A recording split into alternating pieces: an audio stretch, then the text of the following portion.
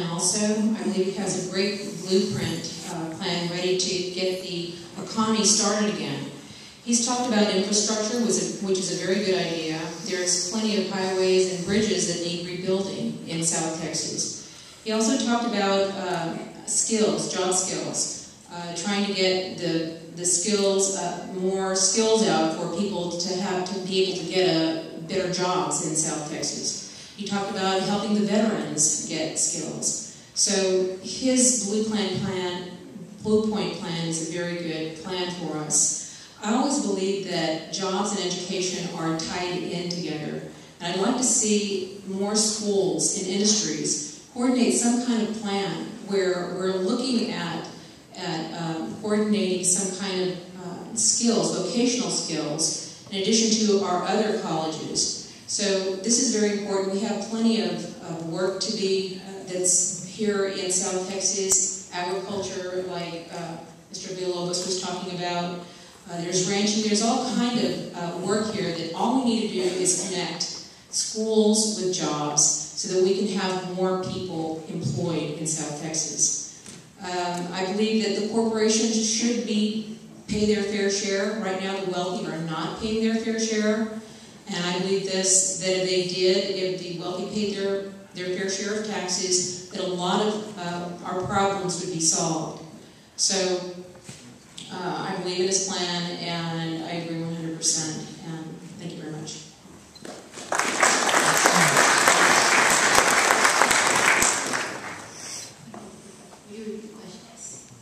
Obama's new budget proposal, if passed, plans to invest in energy, education, and infrastructure while acknowledging the realities of the deficit and raising taxes on wealthy Americans to pay for it. What are your views on the budget proposal?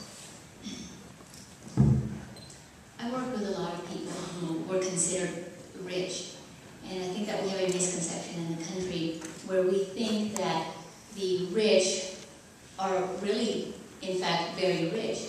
And I think that we need to make a differentiation between the business creator, the small business owner, who happen to be the ones that create 64% of the jobs in this country, first of all.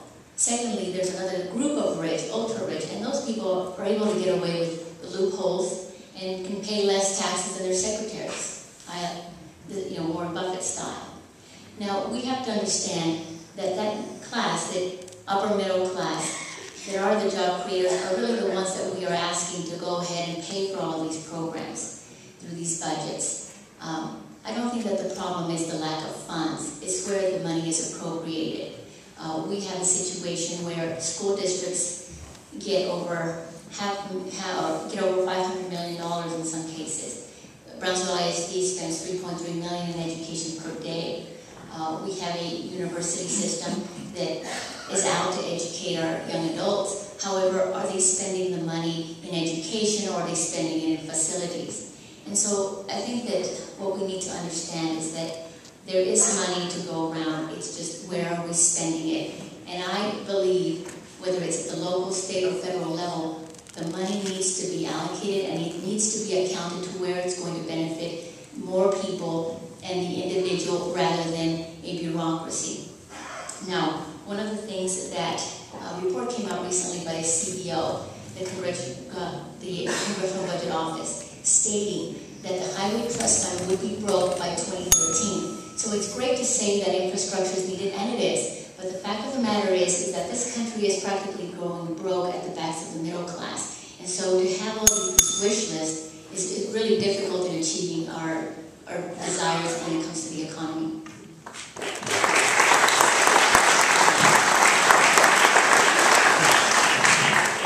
You don't need to repeat the question. I think that any budget that is going to promote jobs in America, American energy, American resources is a good thing. And it becomes a question of allocation of those resources. There's two types of resources. There's human resources and there's natural resources. We have a wealth of human resources in this room and in our community. And we need to take advantage of that. And the way we can take advantage of that is through programs like the STEM program, which is science, technology, engineering, and math. And DOE, or the Department of Education, allocates monies to the state for disbursement. If we could could have those programs, and you can have those programs earmarked to specific communities. As your congressman, I would fight for the earmarking of funds to our school districts and our district for education, for technology, mathematics, engineering, because we have a large need to increase our infrastructure needs in these communities, and we want to have students who are trained not just to have transportation jobs or some of the jobs that we've seen recently, but also like the biofuel program that we have here at this university. Cutting edge jobs. We need to bring those in. With the map the way it's drawn right now, we have the wind, the solar, all of the alternative energy sources that the Obama administration is pushing, but we also have a huge well of natural gas and frac oil supplies, and those things are going to sustain us, not just into the near future, but far, far into the future. And we have to look at what's got us to where we are and what can take us into the future. And I think that if we invest in the human capital and we use the allocation of resources that we have from Washington to do that and increase the quality of our workforce, we're going to go a long, long